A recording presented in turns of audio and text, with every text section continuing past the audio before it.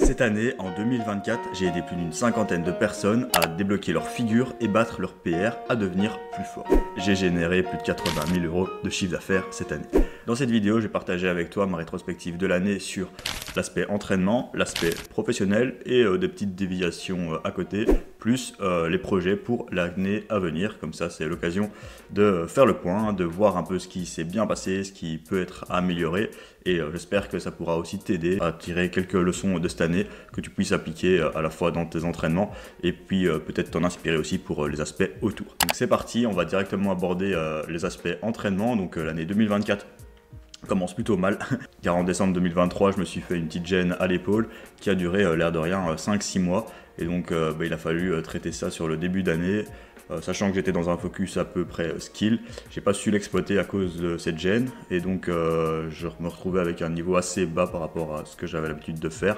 Et donc, il a fallu quand même pas mal redescendre les intensités, faire plusieurs blocs de préhab, et finalement j'ai pu réintégrer assez rapidement les mouvements, mais il a fallu pas mal de temps pour récupérer le niveau, et ce qui a fait que les mois ont suivi, et finalement je pouvais remettre de plus en plus de volume en tirage, pour finalement arriver, je pense, à mon meilleur niveau en tirage du courant du mois de juin et juillet. J'avais retrouvé aussi ma planche, et la maintenance en street lifting avec le volume avait payé, donc finalement j'arrivais à avoir un très bon niveau que j'ai pu exprimer. Mais lors du premier meeting 0-12 workout, donc j'ai fait rassembler tous mes coachés ici à la salle que j'ai ouvert, donc je te parlerai de ça aussi dans la vidéo. Et donc finalement j'avais un niveau assez correct début juillet, et finalement j'ai pu exprimer tout ça encore sur le mois d'après. Mais sachant que j'avais ouvert cette salle, il me tardait de vouloir exploiter un petit peu tout le matériel qu'on avait, et donc j'avais envie de focus un peu plus le street lifting, chose qu'on a commencé en septembre avec Thibaut, donc que j'ai pris comme coach, mon collègue, mon associé de la fonderie. Et donc ça fait déjà quelques mois qu'on a travaillé ensemble, 3 mois ici, et on a pu déjà participer à une compétition donc pour m'améliorer un petit peu en street lifting. Donc j'ai pris 10 kg sur mon dips, sur mon squat, et le tirage était meilleur à l'entraînement et moins bon en compétition, mais finalement ça progresse avec les skills qui se maintiennent assez bien. Et donc d'un point de vue entraînement, j'arrive ici en fin d'année, je pense, plus fort que ce que je pouvais l'être auparavant. Et donc ça c'est une bonne chose, c'est toujours positif après des années d'expérience de toujours continuer à s'améliorer petit à petit. Finalement, d'un point de vue entraînement, qu'est-ce que j'en retiens de cette année? Donc principalement sur mon expérience, mais aussi sur ce que j'ai pu appliquer à mes coachés. La première chose, c'est qu'on peut tolérer beaucoup de volume. Donc c'est assez étonnant en tant que coach de dire ça, car souvent on dit aux gens d'en faire un petit peu moins, mais je me rends compte que personnellement, et certaines personnes peuvent tolérer plus de séries que ce qu'il est noté dans les recommandations que je t'exprime en général. Et donc ça c'est une chose très chouette, parce que souvent on aime s'entraîner beaucoup, mais c'est très risqué aussi. Donc par exemple sur un mouvement comme le front lever, s'entraîner avec 30 séries par semaine, ou sur un muscle en tant que tel, par exemple faire 30 séries de triceps par semaine, ça peut être utile. Maintenant, faire gaffe à ne pas faire trop de volume sur tout, et le faire de manière progressive, et en essayant de le faire de manière utile. Une autre chose que j'ai mis en pratique cette année, et que j'étais un peu contre les années précédentes, c'est que les progressions dynamiques ont quand même leur place en skill, et que les travailler en volume peut être utile, et peut aussi avoir un transfert assez important sur le street lifting. Donc quand c'est bien amené, ça peut vraiment aider. Par exemple, si tu as une fréquence de 1 sur un mouvement de street lifting, mais que sur les autres séances, tu as suffisamment de volume en progression dynamique d'un skill, par exemple comme des front lever press ou des tuck to tuck planches, beaucoup de séries de planches, ça peut assez bien se transférer sur tes exercices principaux. On peut progresser avec des RPE très bas, 2-3 par exemple, sur les skills et sur le street lifting. Donc par exemple cette année, je me suis rendu compte qu'en travaillant avec des progressions, des grosses régressions en skill, par exemple des L front lever pull-up en série de 1, théoriquement je pouvais en faire entre 5 et 8, donc ce qui me faisait 4, 5, 6 répétitions en réserve, j'arrivais à progresser techniquement sur ce mouvement, et ça m'a permis de passer à l'étape d'après sans avoir de défaut technique par exemple. Même chose sur les mouvements de comp, par exemple avec Thibaut, on a introduit le squat en RPE2 par exemple sur des high bars, et l'air de rien, je progressais assez bien de semaine en semaine. Ça laisse l'opportunité d'avoir une bonne inertie dans le cycle, de pouvoir faire des sauts plus importants, et d'être clean niveau technique, d'appliquer les bonnes consignes, de ne pas générer trop de fatigue. En parallèle de ça, j'ai découvert une approche un peu plus dynamique et flexible de l'incrémentation. Donc par exemple, plutôt que de faire du 2,5, 2,5, 2,5 chaque semaine, et d'être un peu conservateur, ou parfois de pousser un peu trop dans le dur, on peut se permettre de faire des sauts plus ou moins importants. Par exemple 2,5, 2,5, mais à un moment on peut faire plus 5 pour aller chercher un petit PR en fin de bloc, ou laisser la progression se faire si le RPE est respecté. L'utilisation de semaines d'introduction versus des semaines de deload. Donc ça peut être utile dans certains cas, mais peut-être pas pour tout le monde. Donc ici j'ai mis ça en place récemment et à titre personnel, ça me permettait de ne pas trop me désentraîner. Donc dans les deloads que j'ai tendance à faire, je suis un peu plus agressif sur le repos, on va dire. Et ce qui est une bonne chose pour dissiper la fatigue, mais peut-être qu'on laisse quelques reps de côté et qu'on se déconditionne peut-être légèrement. Et donc pour certains athlètes, ça peut être bien de garder quand même un volume plus haut pendant ces semaines de deload et déjà d'amorcer le cycle prochain, mais peut-être pas pour tout le monde. Chez des personnes où on a besoin un peu plus de repos par exemple, où ça peut faire du bien de faire un peu plus de break au niveau de l'entraînement. Ensuite, ne pas avoir peur d'entraîner des mouvements sous fatigue. Donc cette année-ci, j'ai pu expérimenter plusieurs séances avec un mouvement qui était peut-être le lendemain d'un autre mouvement sur le même muscle, et donc finalement il pouvait se retrouver assez fatigué, et l'air de rien, ça n'a pas eu trop d'impact que ça, que ce soit sur la progression à court terme ou moyen terme, et ça pouvait peut-être être même utile. En fait, le mouvement pouvait être potentié par cette fatigue. Par exemple ici récemment, en incorporant du full body sur quasiment chaque séance, il m'arrivait souvent d'avoir un muscle un peu fatigué le lendemain, par exemple faire du développé incliné la veille de pectoraux, faire des tractions la veille de muscle up, faire du front lever avant ces muscle up, et l'air de rien, on pouvait observer une progression, et il ne faut pas avoir trop peur de cela, ce qui est assez intéressant parce que ça permet un peu plus de flexibilité dans le programme, de mieux répartir son volume ou d'encaisser plus de volume aussi. Ces leçons viennent principalement de mon expérience récente de collaboration avec Thibaut, mais aussi de la première partie de l'année où j'expérimentais plus en skill, et aussi avec les coachings. J'espère que tu pourras t'en inspirer pour tes propres entraînements. Parlons de l'aspect professionnel. J'ai généré plus de 80 000 € de chiffre d'affaires cette année. Bon, ça peut faire un peu vendeur dit comme ça, mais je tenais à te partager ces chiffres. Ça peut paraître beaucoup, mais il faut savoir qu'il y a beaucoup de frais, qu'il y a les taxes, etc. Et finalement, je pense que ça représente un salaire moyen, mais c'est un step important parce que ça permet enfin de pouvoir vivre du coaching, et c'est la première année où j'en vis effectivement, et donc c'est intéressant. Maintenant il y a encore de la clarté à apporter au niveau compta, etc. pour être certain de cela et faire en sorte que ça dure dans le temps. Mais en tout cas, ça c'est un gros step que j'ai pu faire, et donc je tenais à te le partager. Et ce step, il vient pas de n'importe où, il vient du fait aussi que j'ai fait x2 sur mon nombre de coachés. En fait, mon entreprise ici, si je calcule, a plutôt fait plus 250% de progression par rapport à l'année d'avant, donc ce qui est quand même pas mal. Donc en termes de clients, et justement, ça résulte sur ce chiffre d'affaires.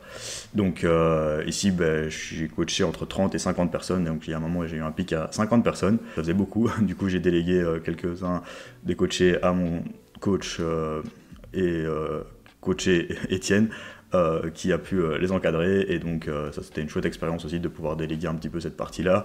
J'ai délégué aussi l'aspect un peu montage, un peu l'aspect marketing et com cette année, donc je me suis un petit peu entouré, et aussi le fait de coacher plus de monde comme ça, c'est génial parce que ça permet d'apporter plus de connaissances, ça permet d'aider plus de monde, ça permet d'acquérir plus d'expérience, donc de partager le système, de le peaufiner, de faire en sorte que ça marche, et donc c'est vraiment génial quoi. Donc ça fait, on en revient au début de la vidéo, ça fait pas mal de figures débloquées et de PR accomplis, donc je te partage souvent ces résultats là dans les vidéos sur Instagram, etc.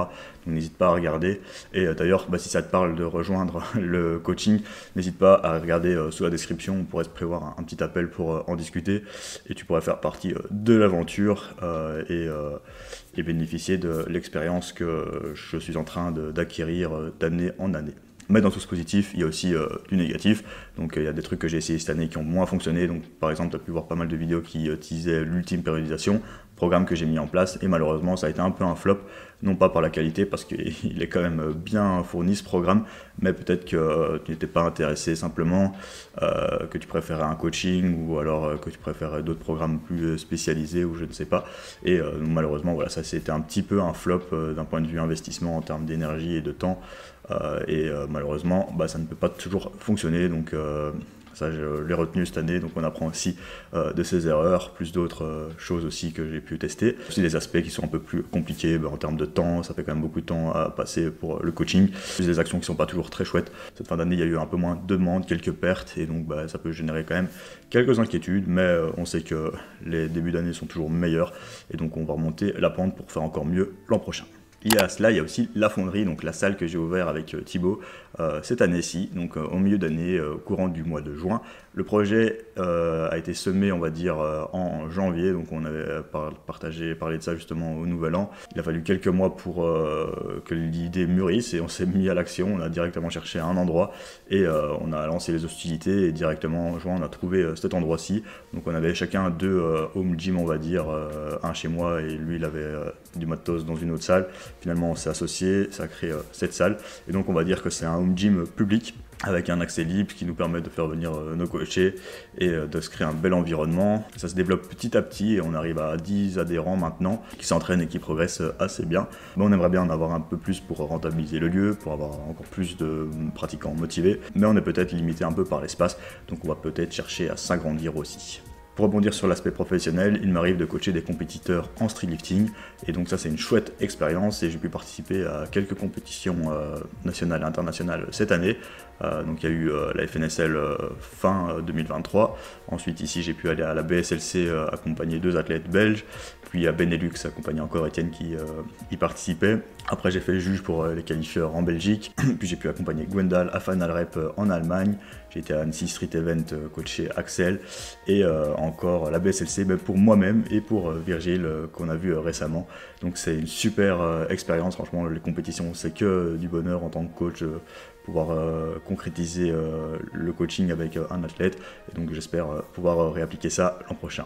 En plus de ces compétitions, parfois c'était relié à certains voyages au niveau de l'entraînement ou perso pro et donc j'ai pu aller en Bretagne quelques jours voir Marco de Lift Trainer, avoir une bonne connexion avec. J'ai été à Zagreb voir Léo, le coach de Stenix. J'ai été à Bayonne faire de la force basque avec Thibaut, à Barcelone avec Pierre faire des gros trainings sur la plage et bosser pas mal. En Allemagne à Final Rep, à Annecy par exemple et donc c'est assez chouette de voyager pour l'entraînement et pour le sport. Et après, au niveau YouTube, j'ai pas encore les 10K, donc les 10K abonnés, je pense qu'il y a 4 ans, j'avais dit cette année, je venais de passer les 1000, j'avais dit j'arriverais à 10 000, mais finalement, ça prend du temps, hein, donc je pense que le contenu n'est pas assez mainstream, mais voilà, ici, je continue à t'apporter de la valeur, j'essaye quand même d'être régulier, de faire des vidéos parfois de meilleure qualité, parfois un peu moins, donc voilà, mais en tout cas, n'hésite pas à me mettre quelques idées en commentaire si tu as des contenus qui te plaisaient plus cette année, et j'espère pouvoir continuer dans cette dynamique et peut-être atteindre les 10K l'an prochain. Ça, on n'est pas pressé tant que je te partage du contenu, moi je suis très content. Finalement, je me rends compte que cette année est passée super vite, j'ai l'impression de ne pas avoir fait grand chose, et en même temps, j'ai l'impression d'avoir fait beaucoup de choses quand je vois toutes les compétitions, quand je vois le nombre de personnes que j'ai pu aider, quand je vois tout ce qui s'est passé niveau entraînement. Ça peut paraître grand, mais en même temps, j'ai l'impression que c'était hier, et j'ai l'impression qu'il y avait tellement moyen de faire plus. Donc, c'est toujours assez intéressant de réfléchir là-dessus. Quels sont les projets pour l'an prochain? D'un point de vue sport, donc dans les 6 prochains mois, je vais focus le streetlifting pour participer à une compétition, donc aller au moins valider les 360 que j'aurais pu valider déjà maintenant, mais qui n'étaient pas là le jour J. Ça aurait été le plan parfait, donc il fallait savoir l'exprimer. Mais donc on va essayer de faire au moins cela dans 6 mois, voire plus, ça serait assez chouette, tout en maintenant les skills dans un premier temps, dans les 6 premiers mois. Peut-être qu'à un moment je vais devoir faire un choix, ça je le verrai. Mais donc voilà, c'est vraiment le plan ici sur les 6 prochains mois. Et après cela, à mon avis, je retournerai sans doute dans les skills, car finalement, ce serait bien de passer aussi des paliers à ce niveau-là. Au niveau coaching pro, j'aimerais bien avoir un peu plus de stabilité, limiter quelques aspects négatifs, peut-être même améliorer un peu le nombre de coachés, toujours faire mieux hein, d'un point de vue expérience, d'un point de vue expérience de coaching. On cherche toujours à s'améliorer. Au niveau de la salle, de la fonderie, ça serait rentrer dans les frais et agrandir le lieu, l'endroit et améliorer aussi tout cela. Plus d'autres projets annexes, par exemple en collaboration, réorganiser un peu dans les compétitions et autres. Donc là, il n'y a rien qui est encore figé, mais ça serait une chouette chose. Toujours aller coacher en compétition, voyager un petit peu et simplement kiffer. Donc voilà, j'espère que cette vidéo t'a plu. Si toi aussi t'as bien progressé à l'entraînement cette année, n'hésite pas à me le faire savoir dans les commentaires, je suis toujours curieux de cela. Si tu as aussi développé quelques projets à côté, n'hésite pas à m'en faire part. Et sinon, je te donne plein de force pour tout ça. Si tu veux aussi rejoindre l'expérience, te faire accompagner et débloquer tes skills et battre tes PR, n'hésite pas à prendre un call avec moi en description. Et sinon, je te donne toute ma force pour smasher 2025. C'était 0-12 workout et à toutes.